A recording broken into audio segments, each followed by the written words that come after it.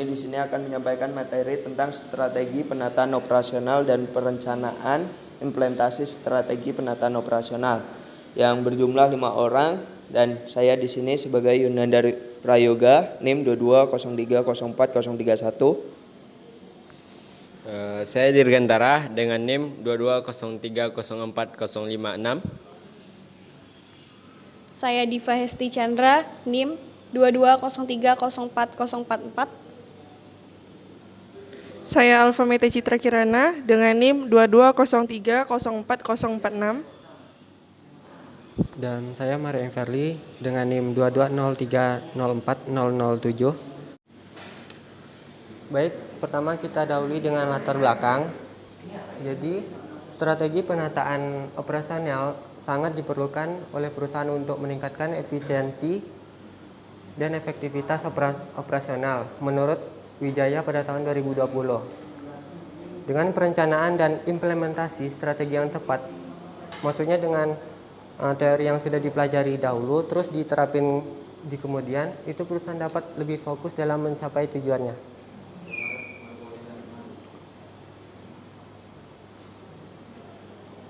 Lalu masuk ke pengertian. Yang pertama, penataan proses bisnis strategi ini berfokus pada penataan dan perbaikan proses bisnis perusahaan secara menyeluruh. Mulai dari proses inti seperti produksi hingga proses pendukung seperti pemasaran dan layanan purna jual. Tujuannya ialah untuk meningkatkan efisiensi dan produktivitas operasional. Lalu penataan struktur organisasi strategi ini melibatkan penyesuaian struktur organisasi perusahaan untuk mendukung proses bisnis yang telah ditata, misalnya dengan membentuk departemen atau unit pekerja baru. Lalu yang ketiga, penataan tata letak fasilitas. Penataan tata letak fasilitas strategi ini berfokus pada pengaturan tata letak fisik fasilitas produksi seperti alat-alat untuk perlengkapan operasional itu dilokasikan kepada yang tepat, lalu ada gudang dan fasilitas operasional lainnya agar alur proses bisnis dan material menjadi lebih efisien. Nah, dengan tujuan ini itu dengan menerapkan hal-hal yang sudah dijelaskan sebelumnya itu akan menjadi keefisienan untuk operasional berikutnya. Lalu yang keempat itu otomatis. Lalu yang keempat ada otomasi proses, menerapkan otomasi pada proses operasional sehingga pekerjaan manual berkurang dan produktivitas meningkat. Nah, maksudnya di sini otomasi proses itu diterapkan untuk proses operasional secara rutin sehingga itu akan meningkatkan efisien dan produktivitas. Lalu yang kelima, pengendalian persediaan. Pengendalian persediaan menerapkan sistem persediaan yang tepat untuk menghindari kelebihan maupun kekurangan persediaan bahan baku dan barang jadi. Nah, dengan menerapkan strategi penataan operasional yang tepat, perusahaan dapat meningkatkan efisiensi, lalu menekan biaya, mempercepat proses, serta pada akhirnya meningkatkan keuntungan.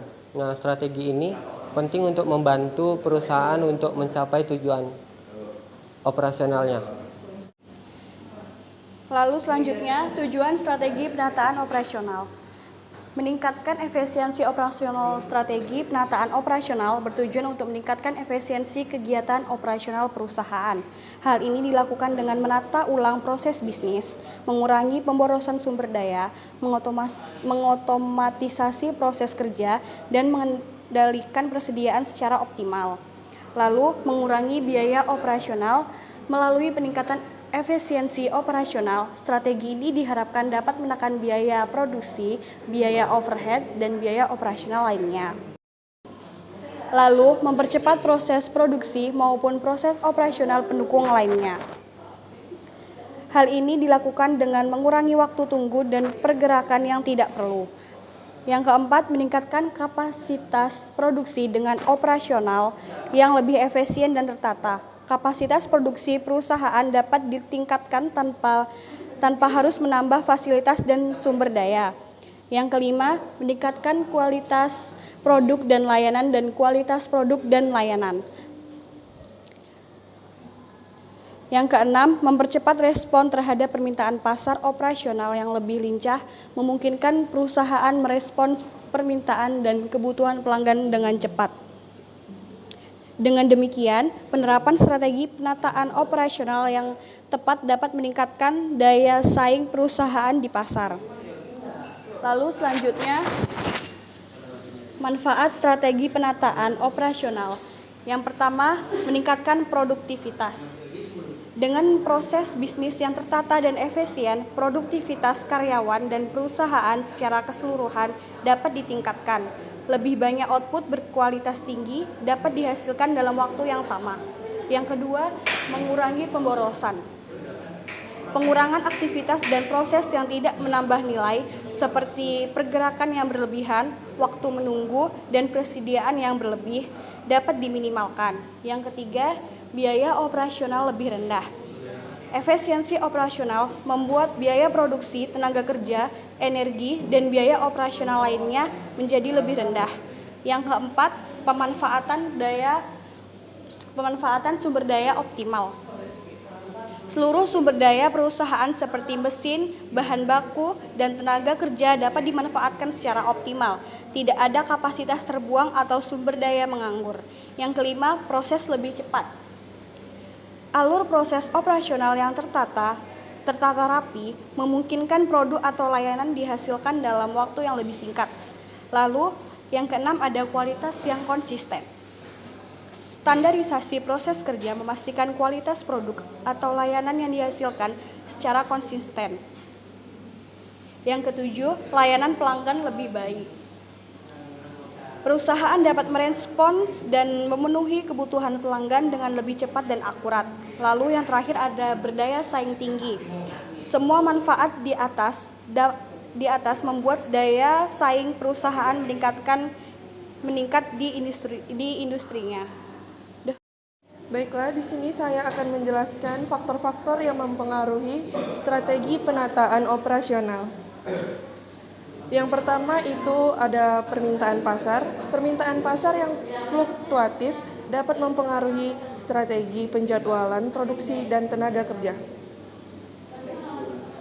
Misalnya, jika permintaan meningkat tiba-tiba, perusahaan mungkin perlu menambah shift kerja atau jam kerja lembur untuk memenuhi permintaan. Yang kedua itu ada ketersediaan sumber daya. Ketersediaan sumber daya seperti bahan baku, mesin, dan tenaga kerja dapat membatasi atau memperluas opsi penjadwalan operasional. Misalnya, kelangkaan bahan baku mungkin membutuhkan penjadwalan ulang produksi. Yang ketiga itu ada kapasitas fasilitas. Kapasitas produksi yang terbatas berdasarkan ukuran fasilitas juga dapat mempengaruhi jadwal operasi. Misalnya, jika permintaan melebihi kapasitas produksi maksimum, perusahaan mungkin perlu membuat perubahan signifikan pada jadwal operasional. Yang keempat itu ada peraturan pemerintah. Peraturan pemerintah, regulasi seperti jam kerja maksimum, upah minimum, dan standar keselamatan dapat membatasi opsi penjadwalan. Perusahaan perlu mematuhi peraturan tersebut dalam strategi operasional. Tujuan perusahaan seperti pengurangan biaya, peningkatan kualitas, atau pengiriman tepat waktu dapat mempengaruhi keputusan penjadwalan dan penataan operasi. Misalnya, untuk pengiriman cepat, perusahaan mungkin perlu penjadwalan produksi yang ketat.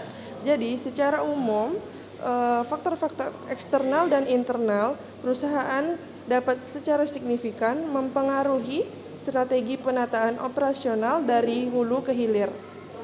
Perusahaan perlu mempertimbangkan berbagai faktor tersebut dalam perencanaan dan pengendalian operasi.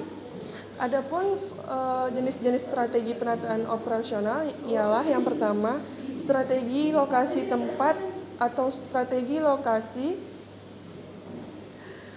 yang menyangkut keputusan tentang mana operasi dan fasilitas-fasilitas perusahaan akan ditempatkan.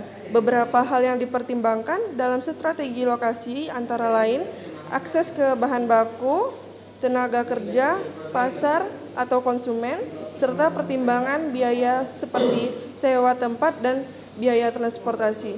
Yang kedua itu ada strategi tata letak atau layout. Berkaitan dengan bagaimana mendesain dan menata fasilitas pabrik, mesin, peralatan, area kerja, dan material secara efisien. Tujuannya adalah mengoptimalkan produktivitas dan efisiensi biaya melalui perpindahan bahan yang minimal. Ada beberapa jenis layout seperti layout proses, layout produk, dan layout hibrida. Yang ketiga itu ada strategi persediaan. Strategi persediaan ini berkaitan dengan keputusan tentang kapan dan berapa jumlah persediaan bahan baku, barang setengah jadi dan barang jadi yang harus diadakan. Tujuannya agar operasi produksi dapat berjalan optimal dan permintaan konsumen dapat dipenuhi tepat waktu. Yang keempat itu ada strategi tenaga kerja. Strategi tenaga kerja meliputi perencanaan perusahaan, jumlah dan kualifikasi tenaga kerja, rekrutmen, pelatihan, dan penentuan kompensasi, serta evaluasi kinerja karyawan.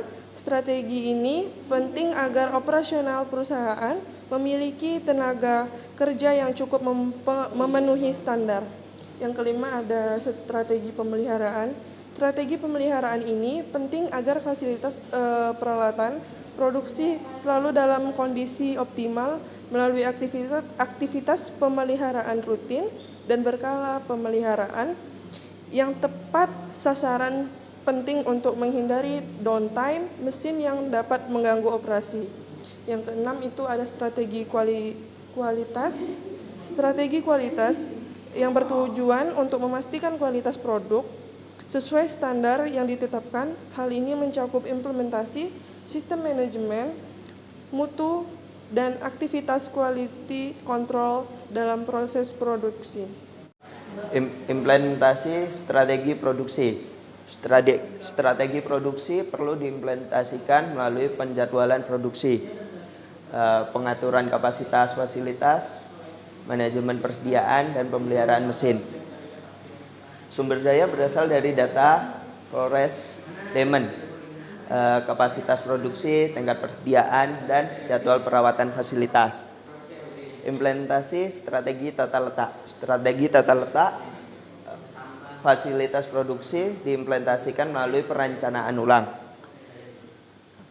layout pabrik, posisi mesin dan peralatan, serta jalur penggerak material. Itu bertujuan untuk memfasilitasi aliran produksi dan biaya. Sumbernya dari analisis proses produksi dan material handling. Bang Dir. Implementasi strategi tenaga kerja. Strategi sumber daya manusia diimplementasikan melalui perekrutan karyawan sesuai kebutuhan, di mana training, pengembangan keterampilan, dan penjadwalan kerja mengacu pada budget Departemen MSDM dan perencanaan produksi perusahaan. Implementasi strategi pemeliharaan atau strategi pemeliharaan diimplementasikan dengan membuat jadwal rutin pemeriksaan mesin, penggantian suku cadang, dan perbaikan fasilitas berdasarkan batasan umur pakai. Sumbernya dari catatan perawatan mesin dan fasilitas. Implementasi strategi kualitas produksi kualitas diimplementasikan dengan prosedur penjaminan kualitas, inspeksi produksi, pelatihan karyawan, dan perbaikan proses secara berkelanjutan. Sumbernya berasal dari standar produksi dan umpan balik pelanggan. Dilanjut dengan pengorganisasian sumber daya manusia, yaitu penentuan struktur organisasi. Yang pertama, yaitu menganalisis dan pemilihan struktur organisasi yang paling tepat untuk mendukung strategi perusahaan. Apakah yang berfungsional berdasarkan divisi, departemen, atau matrik, atau model lainnya. Yang kedua, ada perencanaan pekerjaan. yaitu melakukan analisis pekerjaan, menyusun uraian pekerjaan dan spesifikasi pekerjaan yang diperlukan. Ini penting sebagai acuan dalam perekrutan dan seleksi. Yang selanjutnya, yang ketiga adalah penempatan karyawan. Penempatan karyawan pada posisi yang tepat berdasarkan keahlian atau keterampilan kompensasi mereka sehingga dapat bekerja secara optimal. Dan selanjutnya adalah pendeklarasian wewenang, yaitu menetapkan tanggung jawab dan wewenang secara jelas pada setiap posisi agar kegiatan operasional berjalan lancar. Dan yang selanjutnya, yang kelima adalah koordinasi, yaitu menyusun mekanisme koordinasi antara unit.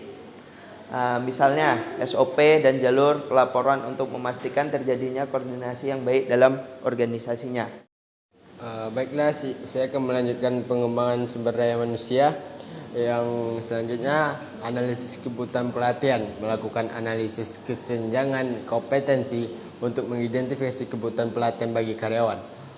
Selanjutnya, rekrutmen dan seleksi, melakukan strategi rekrutmen yang tepat dan proses seleksi yang objektif untuk mendapatkan karyawan terbaik.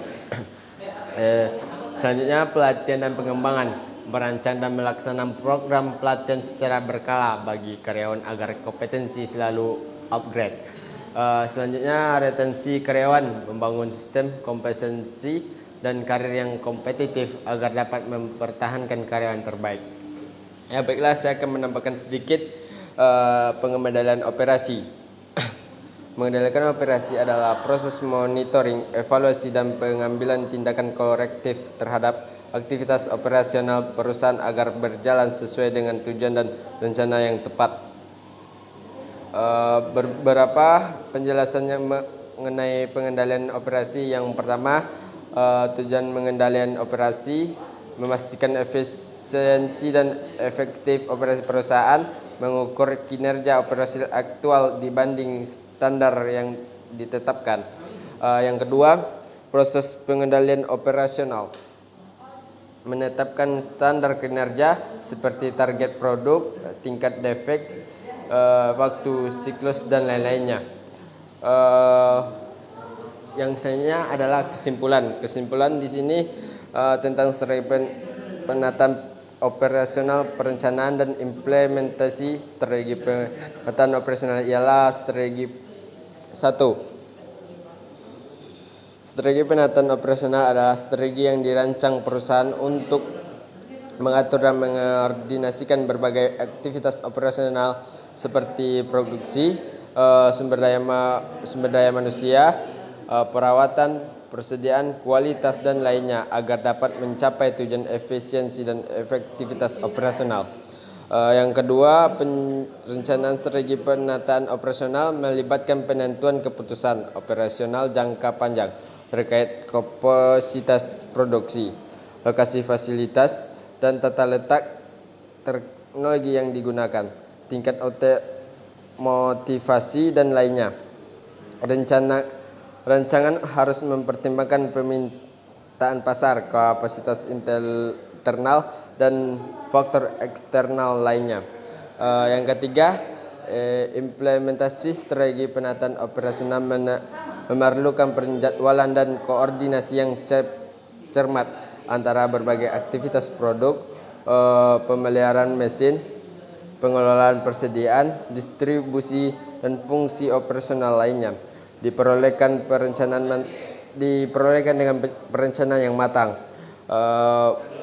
pembagian peran dan tanggung jawab yang jelas, serta pemantauan dan evaluasi rutin.